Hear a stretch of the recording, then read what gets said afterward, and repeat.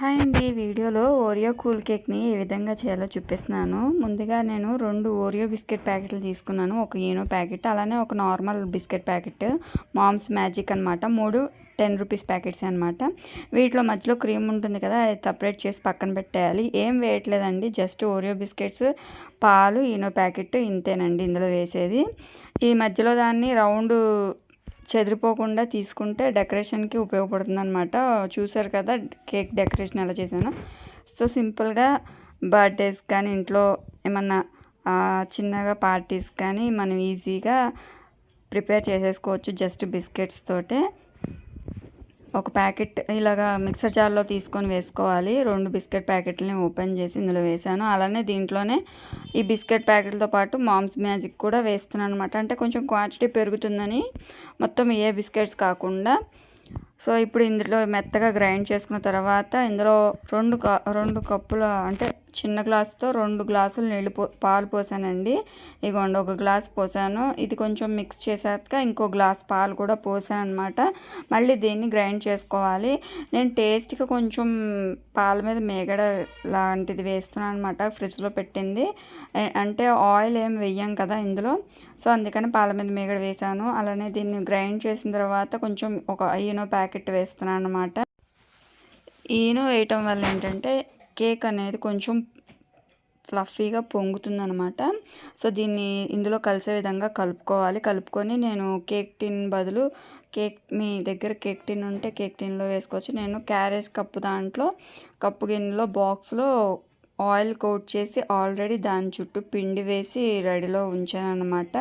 So బాగా కలిసే విధంగా కలుపుకొని ఈ విధంగా దీంట్లో ట్రాన్స్ఫర్ చేస్తాను అనమాట.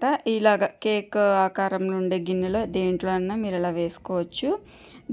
దీంట్లో ఇలా ట్రాన్స్ఫర్ చేసి చూడండి ఎంత పలసగా వచ్చిందో. అంటే కేక్కి సరిపడా కన్సిస్టెన్సీ అనేది వచ్చింది. ఇప్పుడు ఇలా కుక్కర్లో ఒక ½ అన్ అవర్ కుక్ చేసుకొని దీన్ని డిమోల్డ్ చేసుకున్నాను అనమాట. చల్లారిన తర్వాత ½ అన్ అవర్ ఉంచాలండి, కొంచెం మీడియం ఫ్లేమ్లో నుంచి సిమ్లో. ఇప్పుడు చూడండి కేక్ ఎంత బాగా వచ్చిందో, ఫ్లఫీగా స్పాంజ్ కేక్ మాదిరి వచ్చింది. ఇప్పుడు దీని మీద నేను ఏం చేస్తున్నానంటే కూలింగ్ కేక్ అన్నాను కదా, సో షుగర్ సిరప్ అనేది ఇలా కొంచెం ఒక 3 స్పూన్ల షుగర్లో కొంచెం వాటర్ యాడ్ చేసుకొని దీని మీద జస్ట్ ఇలా స్పూన్ తోటే మనం వేసేసేయచ్చు అనమాట. దీని మీద పంచదార మొత్తం ఈ వాటర్లో కరిగిపోయిన తర్వాత బ్రష్ తోటే స్ప్రెడ్ చేయాల్సిన పని లేదు. ఇలా జస్ట్ ఇలాగ స్ప్రింకిల్ చేసేస్తే స్పూన్ తోటే ఆ కేక్ అనేది పీల్చుకుంటుంది. తర్వాత ఒక ½ అన్ అవర్ ఫ్రిడ్జ్లో పెడితే కూల్గా చాలా బాగా వచ్చిందనమాట. ఇలా వెనకాలకి టర్న్ చేసుకొని ఇటు సైడ్ కూడా ఈ వాటర్ అనేది వేస్తున్నాను.